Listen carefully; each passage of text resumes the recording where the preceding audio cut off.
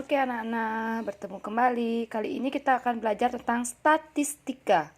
Apa itu statistika? Itu adalah ilmu yang mempelajari cara atau metode pengumpulan data, penyajian data, pengolahan data, sampai dengan penarikan kesimpulan.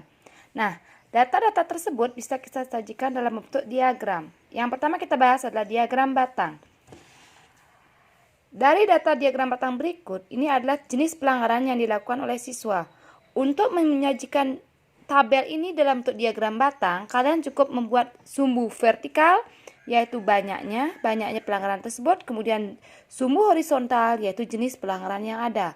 Contohnya, kehadiran itu karena banyaknya 80, sehingga tinggi dari batangnya adalah 80. Kemudian kerapian, karena banyaknya adalah 60, tinggi batangnya 60.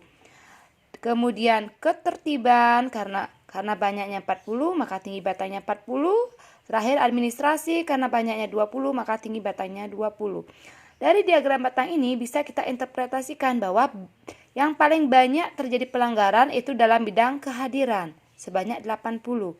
Yang paling sedikit yaitu administrasi, sebanyak 20. Nah, itulah interpretasi dari diagram batang.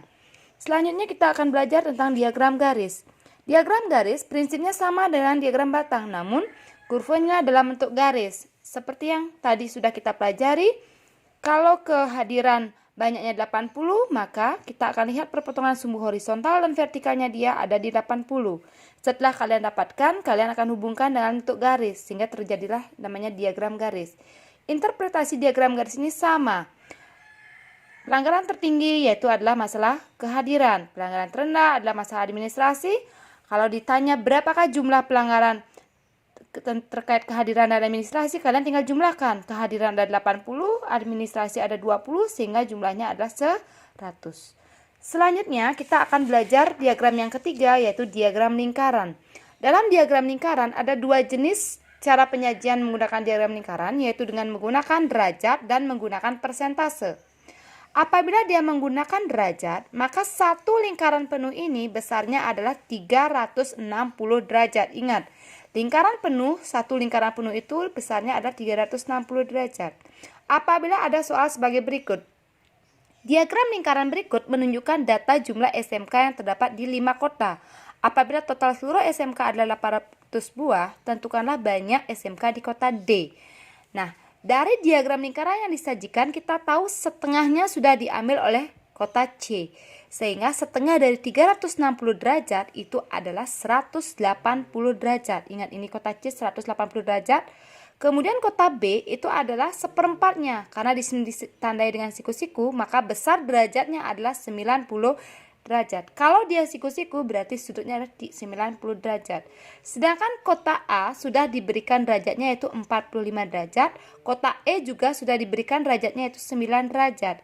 Sehingga untuk mencari berapa derajat daerah yang digunakan oleh kota D, kalian tinggal kurangkan. Satu lingkaran penuh ini 360 derajat, dikurangi yang sudah ada kota A 45, kota B 90, kota C 180, dan kota E 9 derajat, sehingga tinggal 36 derajat. Nah, sekali lagi Ibu tekankan, besar sudut satu lingkaran penuh 360 derajat. Karena kota D kita dapatkan 36 derajat, maka banyaknya SMK di kota D tinggal kita cari dengan rumus besar sudut kota D 36 derajat dibagi besar sudut satu lingkaran penuh, yaitu 360 derajat dikali seluruh SMK yang ada, totalnya adalah 800, berarti dikali 800. Kalau di sini 500, di sini pengalinya juga 500. Sehingga banyaknya SMK di kota D tinggal kita kalikan 36 kali 800 dibagi 360, kita akan dapatkan 80 buah. Lalu kita bandingkan, kalau ini menggunakan derajat, sekali lagi satu lingkaran penuh adalah 360 derajat. Kalau kita menggunakan sekarang persen, diagram lingkaran menggunakan persen, Ibu berikan contoh. Diagram lingkaran berikut menggambarkan persentase jumlah kendaraan yang diparkir di suatu pusat perbelanjaan. Kita diberikan misalnya sedan 28%, minibus 20%, mobil bekas 12%, lalu yang ditanya sepeda motor. Untuk mendapatkan persentase sepeda motor daerah ini, maka kita harus cari sekali lagi dalam persentase 1 persentase 10 itu adalah 100%. Tidak ada 120%, tidak ada. Berarti 100%. 100% dikurangi 20%, dikurangi 12%, dikurangi 28%. Sehingga kita akan memperoleh dia 40%.